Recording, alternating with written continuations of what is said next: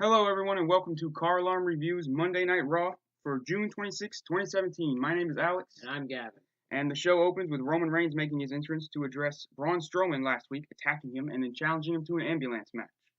Reigns says he's never been in an ambulance match before, so he accepts Braun's challenge. Reigns says it's his yard when the ambulance backs into the stage with sounding alarms.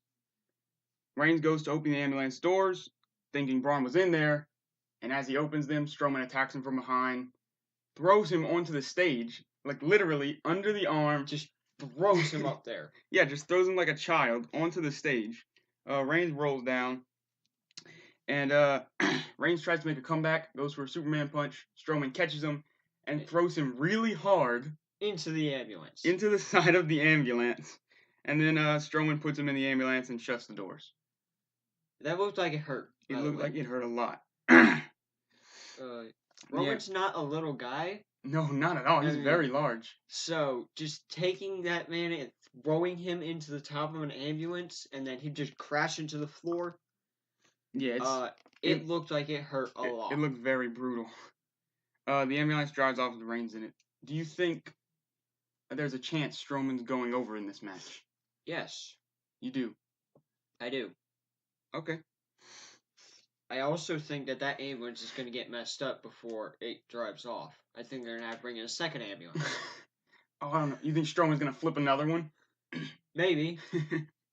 From the front this time. Just throw it over his back.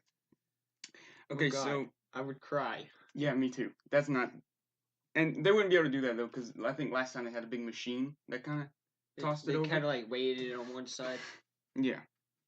You ready to move on to the next segment? Yeah, let's do it. Okay. So we had Elias Sampson, Cesaro, and Sheamus sitting in the ring for an Elias Sampson little concert. Sampson says tonight he thought he'd form a trio to give everyone the song they deserve, but just when they start singing, the Hardy Boys interrupt, and then out comes Finn Balor, and you get a six-man tag match. Sampson, Sheamus, and Cesaro versus the Hardy Boys and Balor. Which was surprisingly good. Yeah, it was pretty good. I wouldn't say surprisingly, just... It was good enough. It was good. Yeah. Which is unusual for six-man tags. They're all good enough. I mean, Sampson's, I think, the least good. Yeah, he's still pretty good. Yeah, and he's fine. Josh Duhamel, I think I'm pronouncing that right, was at commentary. Yeah, I don't know who he is. He is an actor on Transformers: The Last Night, and apparently he's directing a movie with Sheamus in it. So I guess they put him at ringside for that. Whatever, who cares? I don't know why they brought so many people not from wrestling on tonight. There's another segment we'll get to in a little while that I didn't think was very good at all. Well, okay. I'll go into it a little bit later. Alright. So Balor takes out everyone basically by himself around the end of the match. He takes out Sampson, Sheamus, and Cesaro. Then he does a little suicide dive onto, I think, Sampson and Sheamus. Yeah. And then he goes back in the ring, hits the coup de grace on Cesaro with the help of the Hardys, distracting Sheamus and Sampson. And he gets the pin and the win, and they celebrate, and that's the end of that. What do you think's next for Balor? I mean, he's got Sampson, probably a Great Balls of Fire, probably on the kickoff. Maybe not because he's Finn Balor, but honestly, that match kind of deserves to be on the kickoff. Which I don't like hearing because it's Finn freaking Balor. I know. But, well, usually, if it's like Finn Balor, or if it's Seth Rollins, I'm like, please don't put them on the kickoff. They don't deserve it. But I don't care about this feud. It's only been going for like 2 weeks.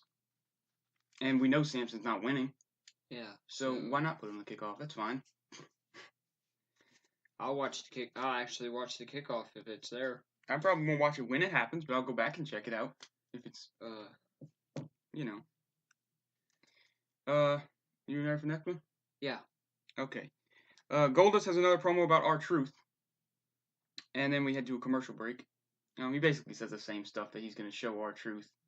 The truth, if you will.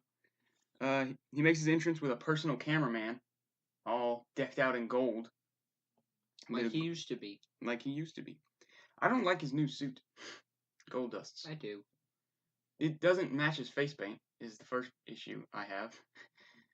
If you notice that. And I just don't like the white on it.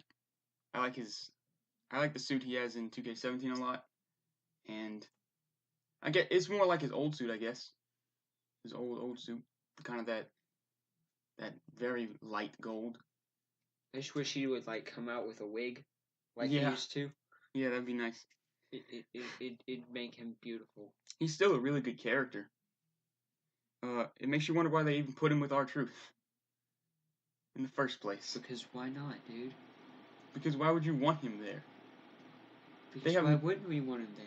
Because he could be literally anywhere else. R-Truth he's fine in the ring, but the promo. Do you remember the promos, the little videos they had when they were getting together? Yeah. They were okay. Some of them were a little bit. They were kind of funny a little sometimes, but as a tag team, they weren't really that anything special. Not really. In my opinion, they didn't really work that well together. They didn't have that much chemistry, talking to each other, like Owens and Jericho had. But I guess that's probably not fair, because you're not going to get that a lot. But they did have a match tonight. Well, they were a scheduled match. Supposed to. Yeah. Truth comes out. Goldust hides right behind his cameraman. And Truth kind of trying to... This is a little awkward. They were trying to kind of scuffle around a little bit before Goldust came out from behind. And behind the cameraman, mind you. And ambushed R-Truth. And didn't really hit him that much. But yet R-Truth was dead. He kind of punched him a few times. Threw him into the turnbuckle, I think, and then kicked him. And then hit his head against the little video on the turnbuckle. On the ring post. So, but then R-Truth was dead after that little exchange. R-Truth is weak. Yeah, apparently. Yeah, you know what? I guess that's consistent, actually. If he loses a match in 2 minutes, then this would take him out enough to knock him out for a little while. Exactly. You gotta treat jobbers like jobbers always. Yeah, look at that. They're finally doing something. And that was it. Apparently, their blow-off's probably going to be at Great Balls of Fire. Goldust said it was the finale, which I didn't believe it when he said it. But nothing really much to it. The Goldust promos are still cool. R-Truth didn't have one this week. I don't know why. Me neither. I'm liking them. I like them though. Me too. I think they might be phasing R-Truth out though. He just got beat up by Goldust. He didn't have a promo. So. Next guy to get released. No, don't say that.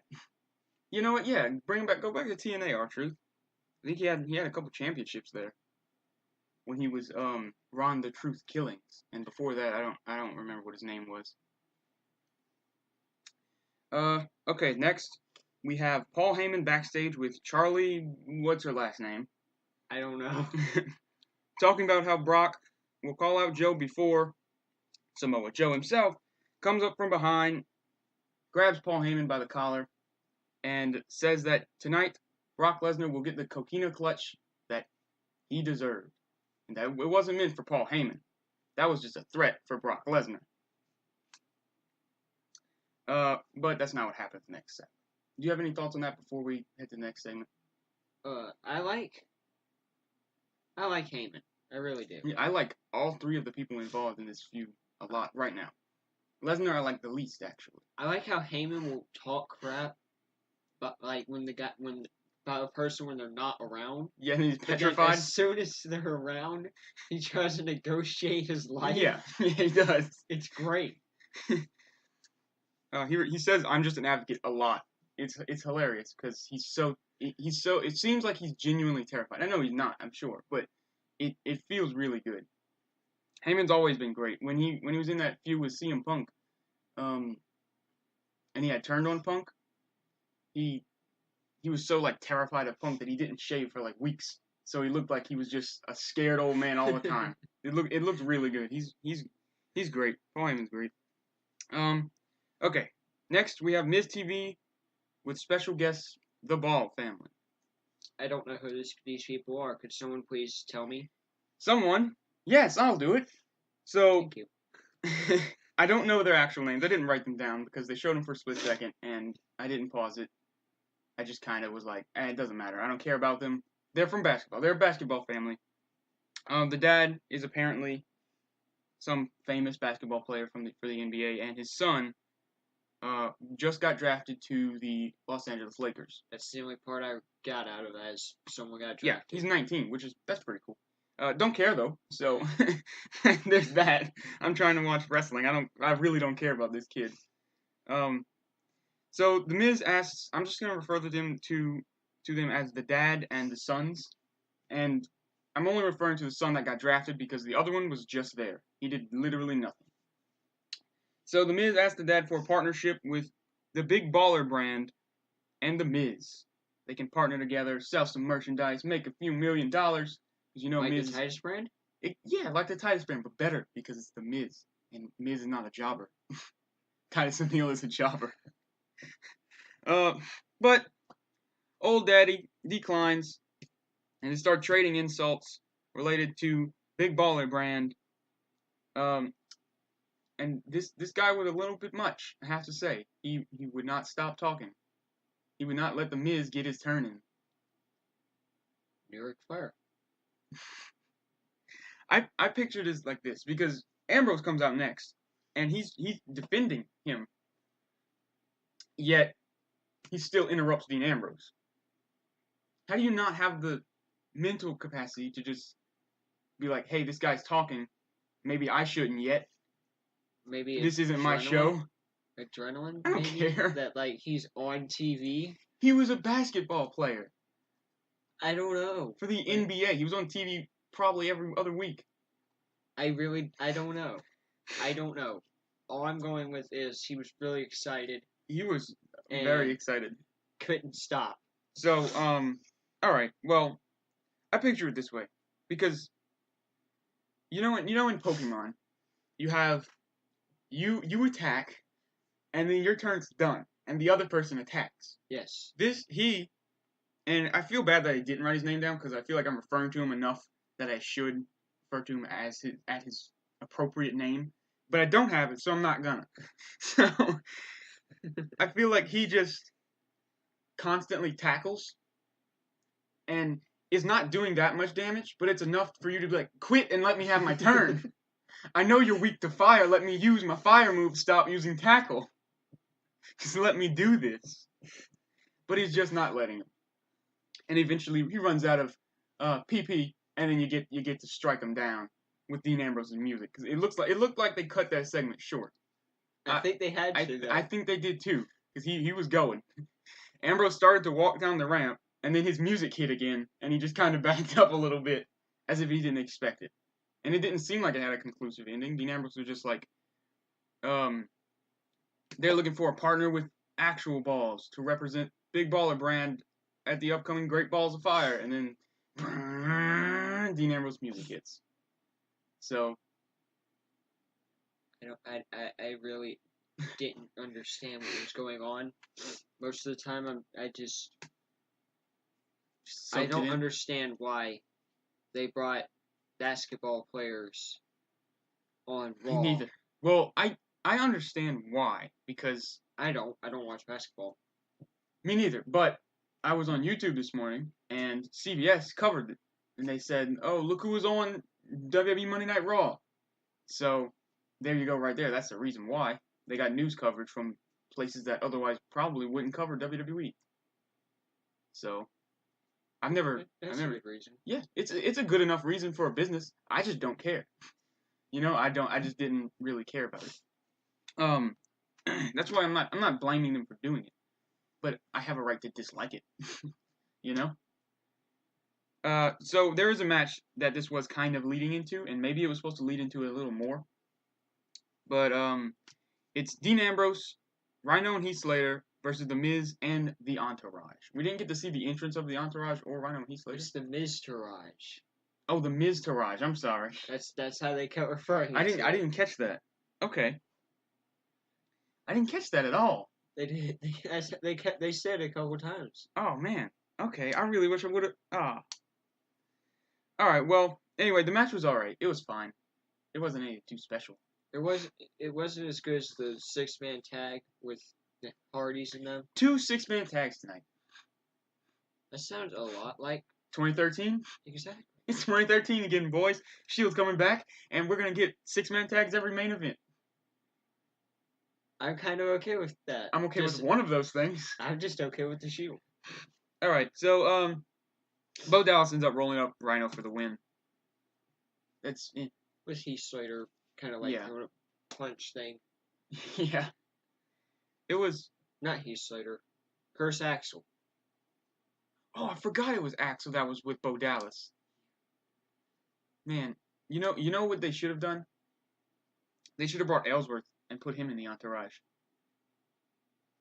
Why do we want Ellsworth anywhere on TV? Have you seen James Ellsworth's fashion sense? I have better fashion sense than James Ellsworth. Dude, he was decked out in like leopard print and gold. Probably fake leopard print, probably not real gold. Fake leopard print? Yeah. I didn't say leopard skin, it's leopard print. It just makes it look like leopard. It's fake.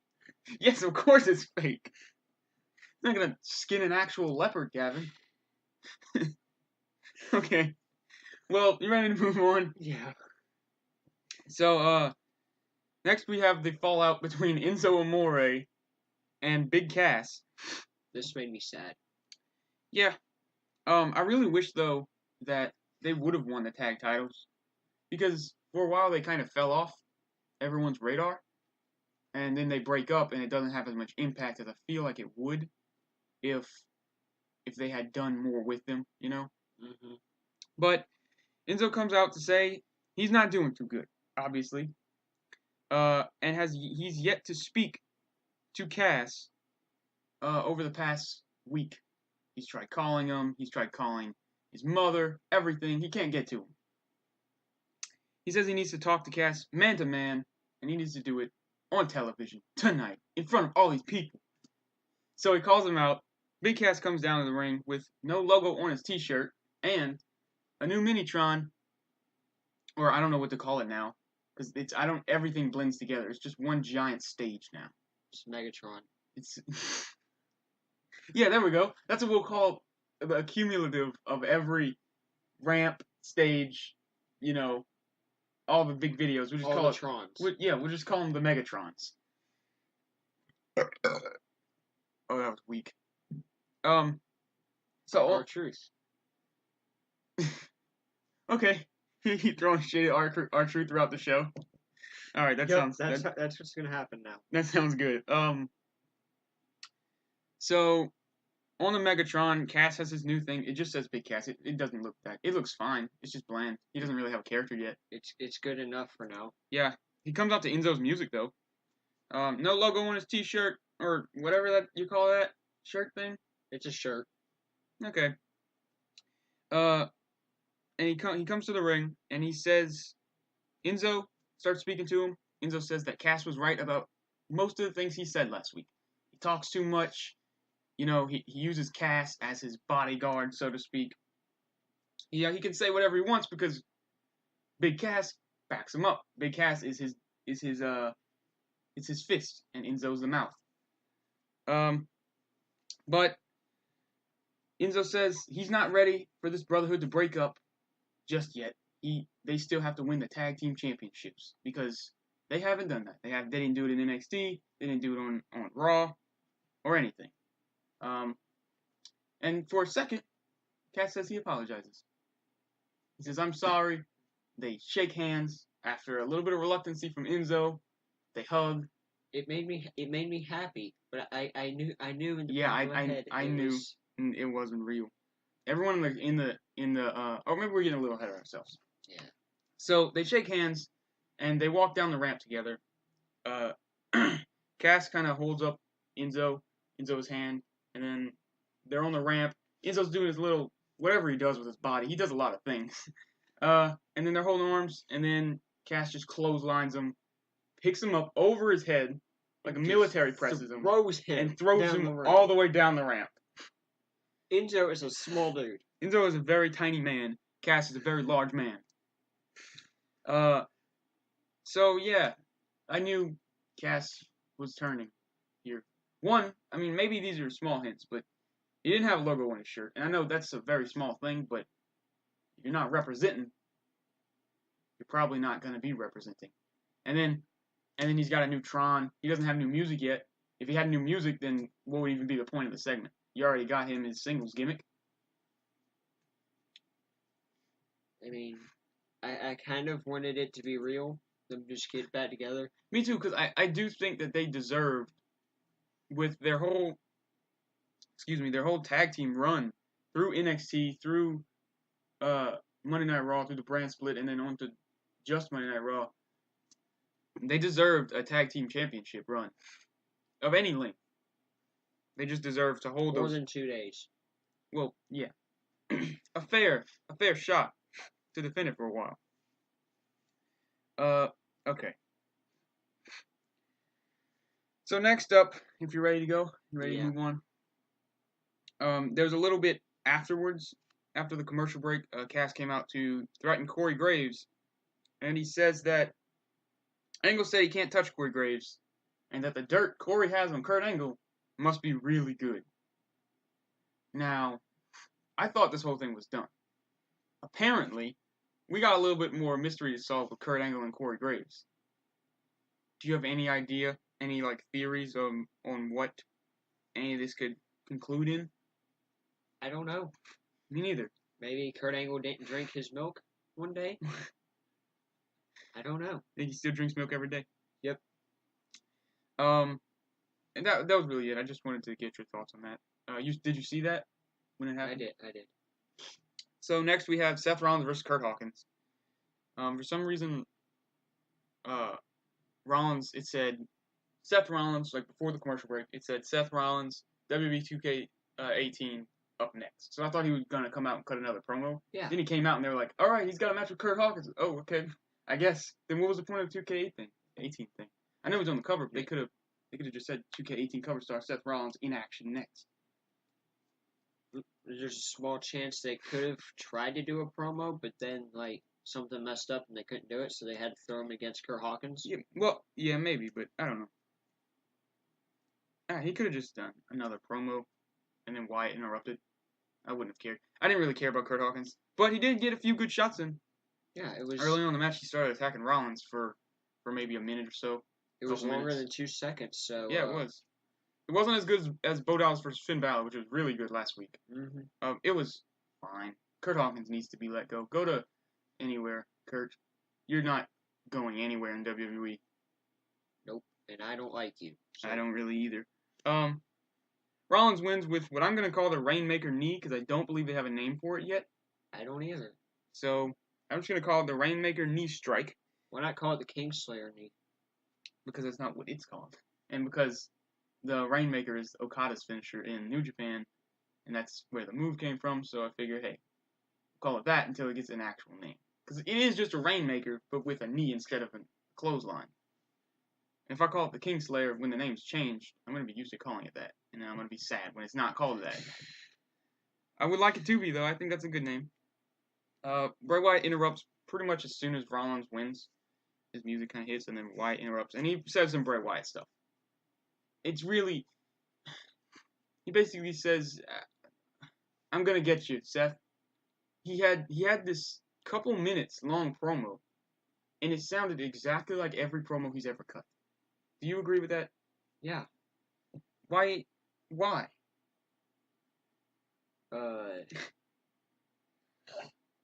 I don't know. I mean, I never understand what he says. Me neither. I like it. I don't know why I like it, but it's always the same thing. It's always and he says, or at least it sounds the same. It may not be does. the same, but it always sounds the same. It always seems like he says a lot of things in the beginning, and then the only thing that you really need to listen to is his last sentence. Like, Seth Rollins, you're gonna pay. Oh, okay, I get it. Now you want to fight him. Okay, cool. So I had to say, Bray, you have to go on for 2 minutes about some kind of weird spiritual stuff. And I would like that if it wasn't so vague and repetitive. And he never wins a storyline. I just can't get behind Bray Wyatt anymore. I just can't do it. I'm still in the hopes that Bray Wyatt's just going to make this miraculous comeback and... Comeback from what? He's never been anywhere in the first place. Okay, make this re-debut. and just completely mess up everybody. Beat John Cena, beat Finn Balor, beat Do you think he Brock deserves Lesnar. that? No, Why do you want it to happen? because I like Bray Wyatt. Okay, fine. That's fair. You know what? That's fine. That's perfectly fair. I mean, he's not really bad in the ring or on He's the okay. mic, I don't think he's that good. but he's just I don't understand his promos ever. Me neither. Me neither. I liked his Randy Orton feud. That was the last thing I liked of him. I don't know if I'm gonna like another thing. It seemed like they were gonna do a cool Finn Balor thing. They didn't do that. That never happened. Maybe you could say that promo he cut. All right, you know what? I'm proud of that. Maybe you could say that promo he cut. Excuse his grossness. Don't excuse it. No, I'm proud of this. I don't want you to excuse it. I don't need that pity. What was I saying? Finn Balor, cool Yeah. thing. Balor and Wyatt, they had. Remember when the Superstar Shakeup? Wyatt got drafted or shaken up, I guess you could say, and he threatened Finn Balor.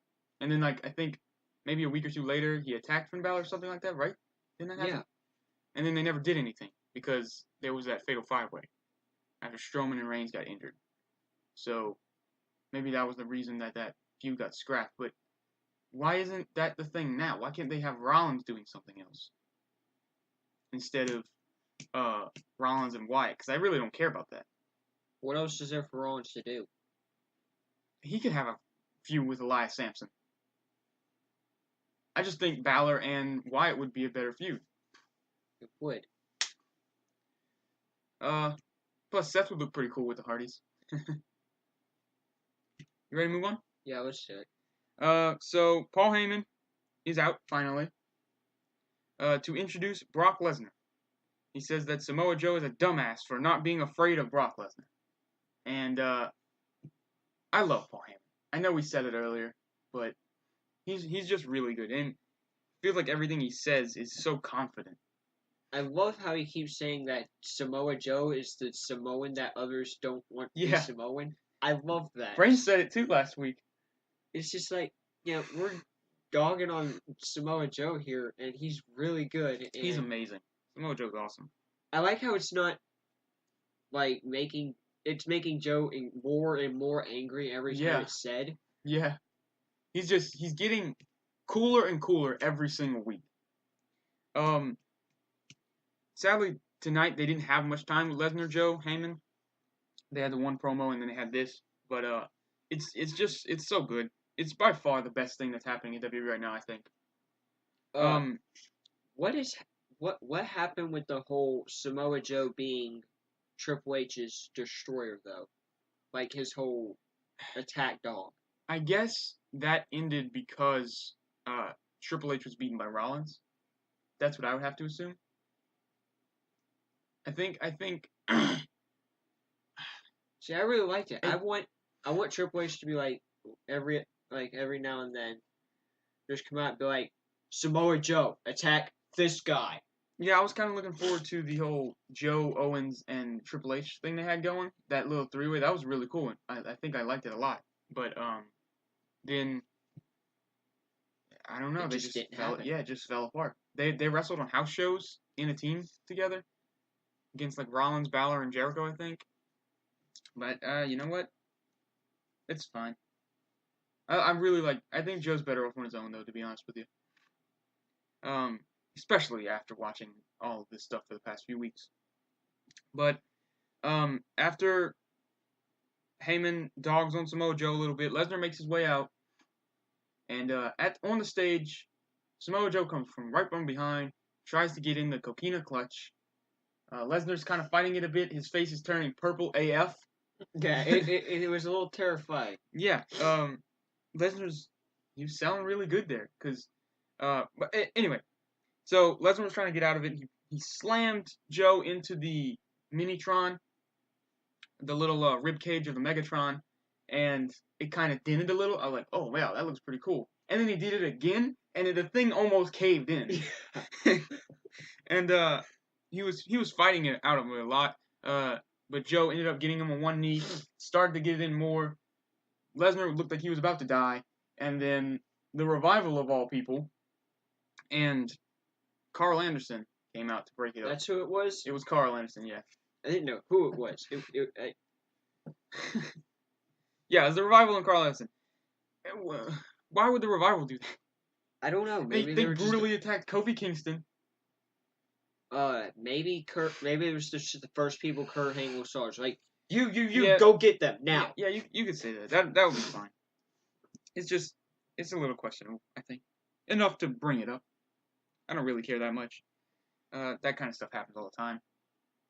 So, next up, after that, and that segment was only about 5 minutes long or so. Heyman didn't cut that long a promo, and it was really good, though. They could just do like a... I don't actually want this to happen because I know it wouldn't be as good as I want, but just do a 1 hour of just those three. You know, have like a 40-minute match with Joe and Lesnar, and then a 20-minute everything else with Lesnar, Heyman, and Joe. Yeah, Heyman talking for 20 minutes. Yep. I hope, because Heyman said in his promo that this was going to be a long, drawn-out fight, a battle for the ages. I don't think he said those words specifically, but I hope it is a long match. I don't want it to be short. Like, I don't want it to be Goldberg-Lesnar at WrestleMania 33, which was a great match, but Joe and Lesnar are both too good to have that kind of match. It wouldn't work for those. I don't want it to be another Lesnar Ambrose match. Yeah, that too. That would be just so sad. Especially this, because Ambrose and Lesnar, they had a good potential for their feud. That was pretty entertaining. This is amazing. These two. This is almost as good as Taker and Lesnar. Yeah, this. Well, I think it's better. You mean they're before the WrestleMania 30? Or do they're Hell in a Cell or the whole thing? The whole thing. I honestly think it's better. I'm more hyped for it. Because I of course I love The Undertaker and Lesnar's great, but this is like a dream match. Samoa Joe versus Brock Lesnar. I don't think anyone ever thought that would happen. I didn't. Me neither. Because there's so many dream matches we talk about like, man, it'd be really cool if this happened. But as soon as we say it, we completely forget about it because we don't actually think they're going to happen. AJ Styles versus Shawn Michaels is never going to happen. Taker versus Sting never happened, which is, in my humble opinion, the dumbest decision WWE's ever made. Yeah, they could have easily done it, as long as you don't do another WWE versus WCW thing. Yeah. God, that makes me... You're referring to WrestleMania 31, I believe? Triple H versus Sting. Yeah. Yeah, that was... And...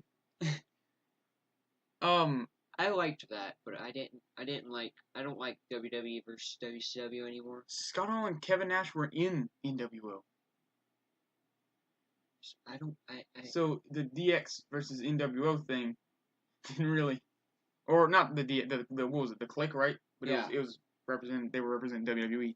That didn't really make much sense considering Scott Hall and Kevin Nash are kind of the founders of NWO.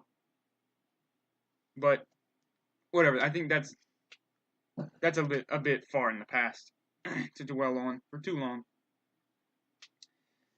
Are you ready to move on finally? Yes. The next match is the Cruiserweight match for the night, because we only get one of them. Neville versus Lince Dorado. With Akira Tozawa in the VIP section. Yep. Akira Tozawa had a... Do you remember... I think it was... It was Tyler Breeze. He had a... Was it Tyler Breeze? He had the little section. Yes, he had the section cut off, and he had, like, a bowl of candy. That was Tyler Breeze. It was Tyler Breeze. That's what it reminded me of, but they didn't have a little... It's weird looking at the Monday Night Raw arena every time, because the barricade goes all the way around the ring, and every time they show the angle where the announce table used to be, I just think, something's wrong here. This is not the right side of the ring. Where's that table? We're missing an angle. Yeah. But it was kind of... They referred to it as a Titus Brand front row seat. And it was as front row as you can get without touching the ring. Because he was probably about 2 or 3 feet away from the apron with his little... Yeah, if someone gets thrown out, he's getting hit. Yeah. I like the little purple... what are those things called? The theater? Ropes? Long ropes thing, but they're not ropes. They're like fabric. Yeah, I know what you're talking about. I just call them ropes. They were purple, just like the Cruiserweight ropes. I like that. Beautiful. Yeah, they were. His little area was beautiful. He had a suit on and a little Apple Watch, which I kind of liked. I don't know if that meant to be a touch, as in for now he's all rich and stuff because he's with the Titus brand, so he's all spiffy. But either way, I think it looked cool with the story they're going with. I'm really liking Titus O'Neil as a promoter manager guy. I wouldn't say I'm liking it too much, but it's growing on me. It's growing on me. Because Titus, in my opinion, he's always been good for hyping things up. Yeah, sure. A lot. Yeah. And now he's just a most time manager, promoter dude. It's growing incredibly awesome. Yeah. In my opinion. I think it's going good. I'm not quite on your level yet, but I am definitely open to this going further. Real quick. Oh well, we'll finish the segment up. So Tozawa enters the ring to fight Neville after Neville beats Dorado with the Rings of Saturn, which apparently isn't the actual name of that submission. Rings of Saturn is another submission that I'm not sure of. I'll do some research, get back to you on that. All right. So Tozawa jumps on the apron. Neville lays down the Cruiserweight Championship, ready to fight because Neville's not scared of anything anymore. Nope. Neville's it's so good. Anyway,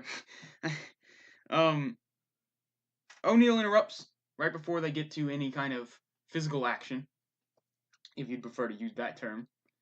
And he says that this is too big of a fight to fight for free. They need to fight at Great Balls of Fire, and he's got him a title match. So it's going to be Tozawa versus Neville at Great Balls of Fire. Do you think, here's the question I was going to ask, Akira Tozawa will win the Cruiserweight Championship? I think so. I think he'll win it just to draw out this feud more. I think if he wins, I don't think he will. And I don't think he should. I'm a big fan of Akira Tozawa, but I'm a bigger fan of Neville and him holding that Cruiserweight Championship until everyone else is dead. So I think if he does win, it should be from interference because Neville, despite being the biggest heel, easily, by so far in the Cruiserweight division, he looks stronger than everyone else, which is unusual for WWE to do that, unless you're Brock Lesnar, because usually the heels look weak all the time. But I don't like it. Me neither. They did that with Kevin Owens for so long, and I didn't like it either. Kevin Owens will just destroy you. Yeah.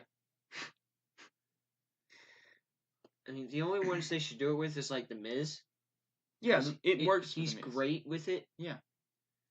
And the whole thing with Bryan and him being safe, it works like that too. And like, it works with certain characters if it's in your character. But if everyone does it, then it just becomes commonplace, and it's nothing special when you're just like, oh wow, he weaseled his way out of another situation. Seth Rollins did it every week, which shouldn't have happened. No, I was okay with that though because Rollins was kind of defending against Roman Reigns and every single person in the locker room, and he had the whole authority backing him up.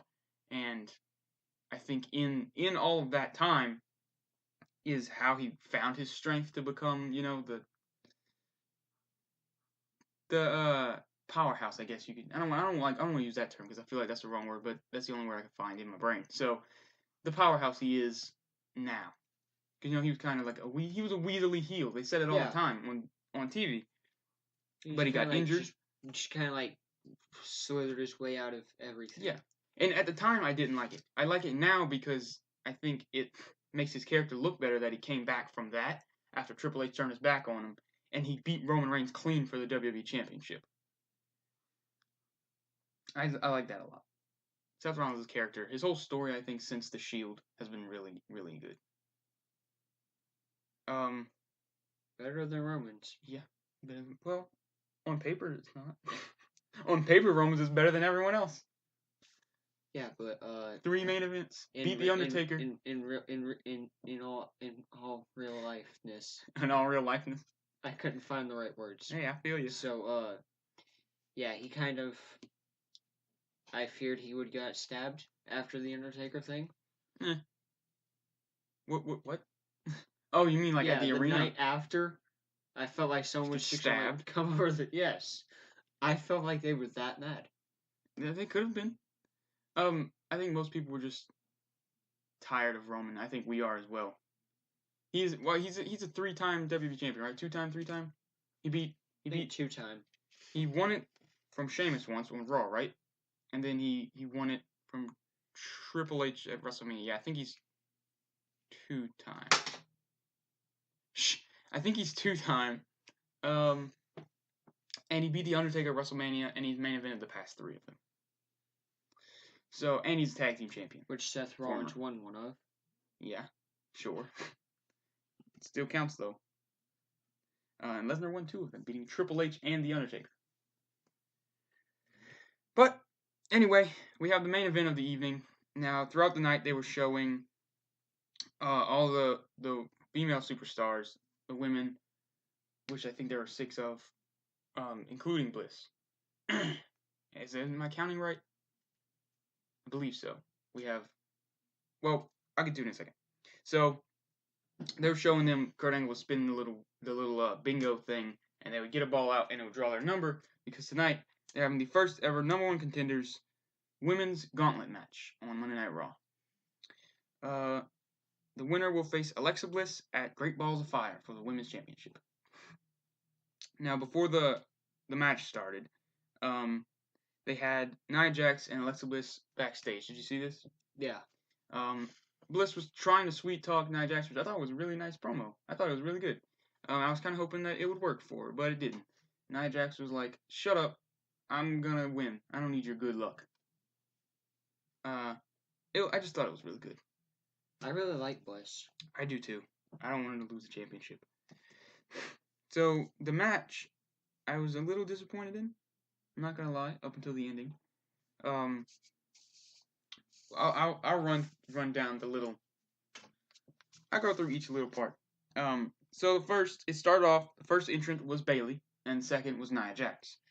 They wrestled for about 4 minutes before Nia Jax beat Bayley, which I know this was the best spot for her. If she's not gonna win the whole thing, the way to make her look the strongest is to have her first out and lose, because Nia Jax is fresh. But losing in 4 minutes is just sad for Bayley. It is. After Extreme Rules, I don't know if she's ever coming back from that. Nope. And that's really disappointing. She's literally sitting on our microphone right now. Not the real Bayley, but there's an action figure I found at Walmart. The real Bayley was sitting on our microphone. I think we'd have to retitle the show "Bayley Has a Podcast" and we're on it so we can make money for it.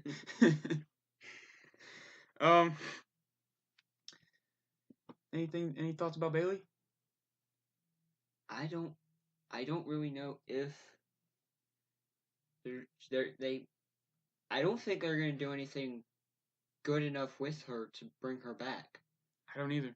I don't know what they can do. I still don't understand why she can't hit someone with a kendo stick. No. But yeah, she's not coming back. It's not good. It's sad too, because she's so good. She's great, and it just shows that. And there's like a bug on the readout. It shows that, and maybe this isn't the fault of. It's not always the fault of WWE writing, I'm sure, but it goes to show that on NXT you have gimmicks that get over hard. Bayley's a great example. Tyler Breeze is a good example. The Ascension. Bo Dallas, who, honestly, if they used him like they did in NXT, I think he could be a really good heel. He was a great heel in NXT. You get the chance, go back and watch his stuff. It was really good. He was the Weasley heel. And he was strong in his matches, too.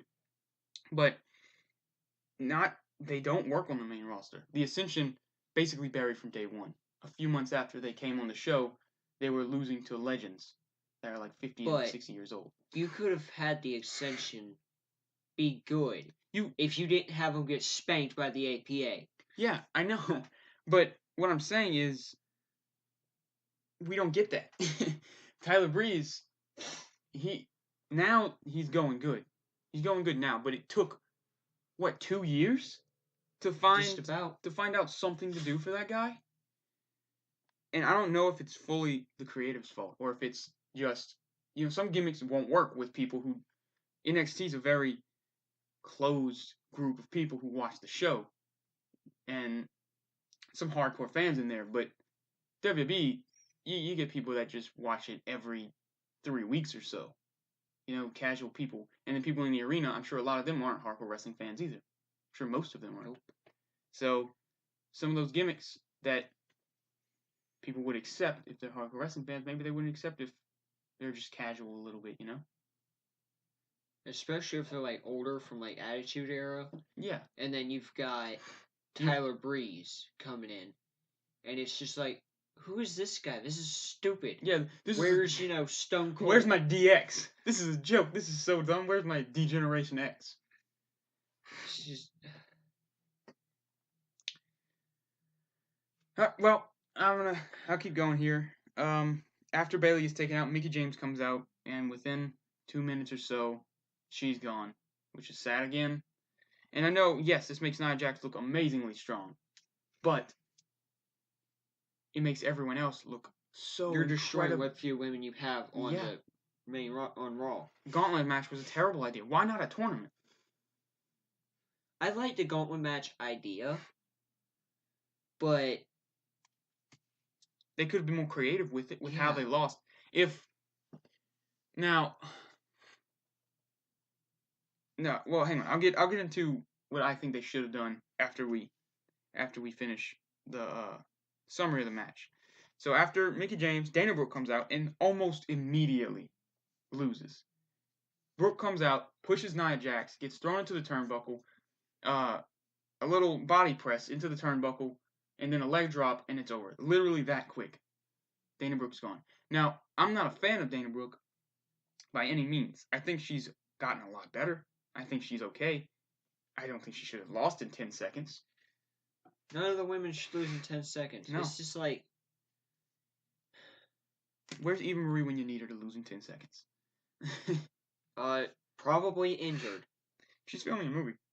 Okay. She already filmed the movie. She'll be in it. I don't know what it's called. I don't care. I'm not going to watch it. I'm not either. Anyway, after Dana Brooke gets taken out, Emma comes in, and 2 or 3 minutes, maybe I think less than that, Emma's gone as well. And at this point, Nia Jax is taking out the entire women's roster, except for the last entrant, Sasha Banks. Now, they give these two about 10, maybe not 15 minutes, about 10 or so minutes, I think. My time's a little off because of commercial break, but a good amount of time. And if Sasha Banks, see, this is what I have. Sasha Banks lasted that long with Nia Jax. Emma got taken out in what, like 2 minutes? Mm-hmm. 2 minutes or so. Maybe this is the wrong way to look at it, but I don't care. I don't think it is. If you put them all in a line, and you compare them with, like, say, overall, like in a game, with how strong they are to each other, if Nia Jax is the strongest, and she can beat everyone in 2 minutes, but Sasha Banks can last 10 minutes, then she's like, what, 5 times as strong as every other woman on the roster except for Nia Jax and Alexa Bliss? Yeah. So basically, none of the rest of the women matter at all because they're all going to get jobbed out by the other 3 women on the roster. Yes. What's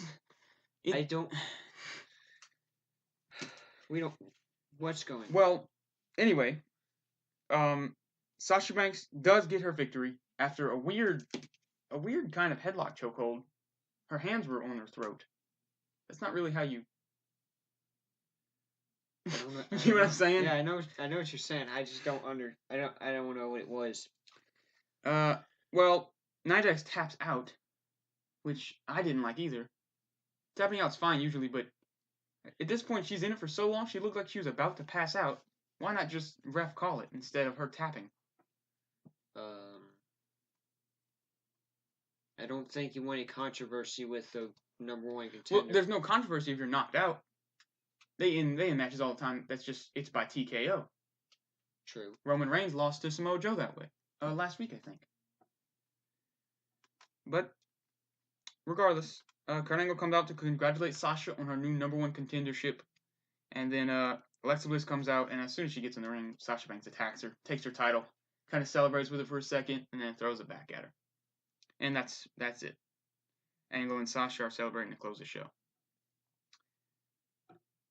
Anything?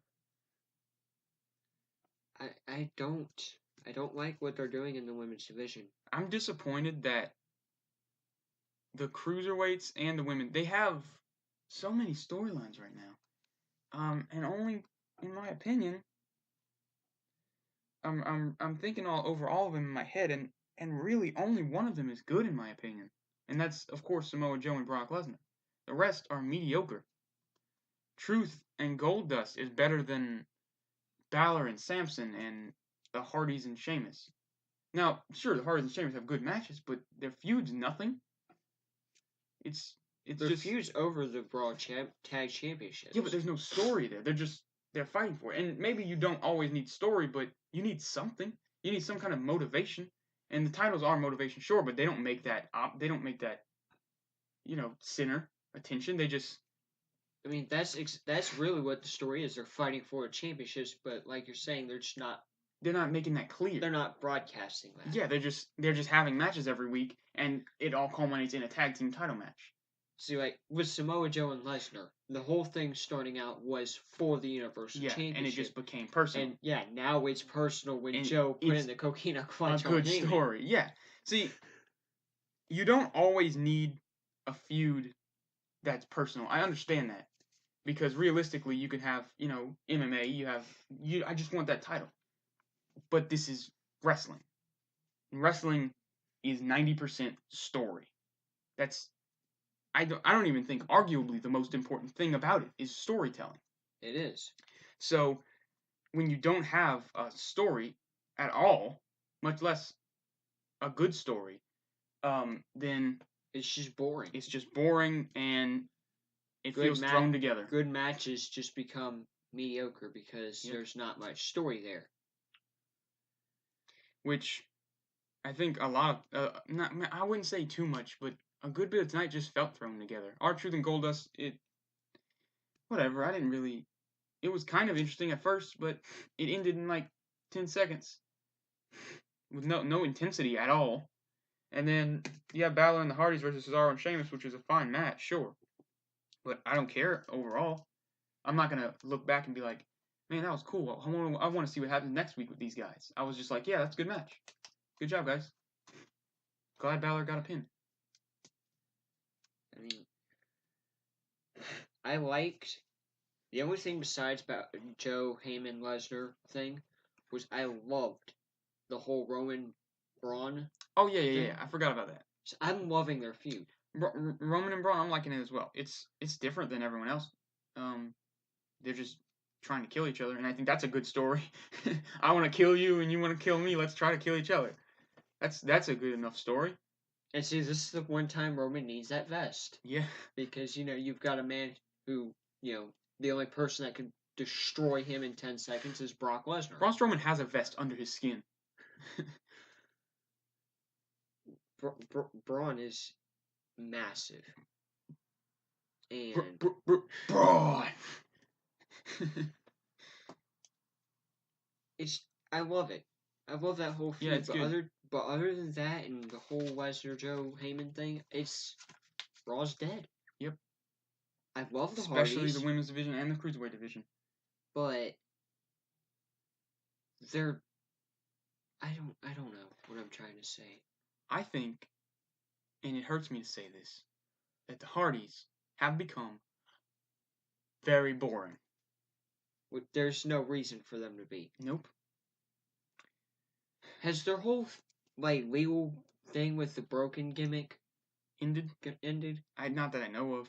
I'm sure it's. I mean, legal stuff always takes a long time to get dealt with.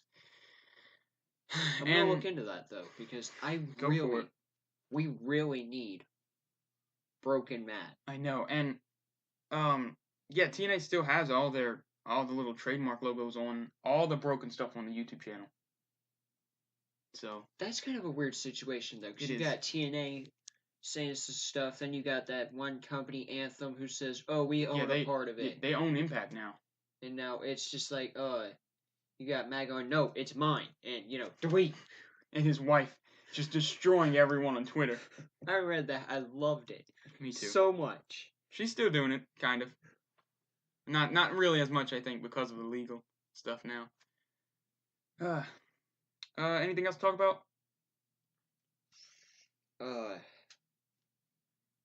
No. All right, you ready to close out? Yeah. All right, well, now that we have been doing this for a couple of weeks, we finally have a Twitter and a Facebook. So you can follow us on Twitter at CarAlarm Podcast, and you can visit our Facebook page. You just type in the little search bar thing at Sounding Car Alarm, and you'll find our page. There you go. Thanks for watching, everyone. See you Bye. tomorrow. Bye-bye.